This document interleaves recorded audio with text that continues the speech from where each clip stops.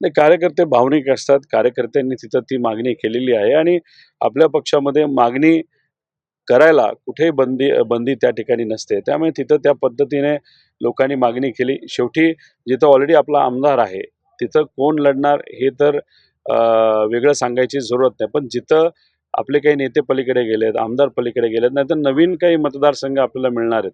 तिथं असं ओपनली आपल्याला चर्चा करत नाही, की ह्यांनाच आपण देणार, त्यांनाच आपण देणार.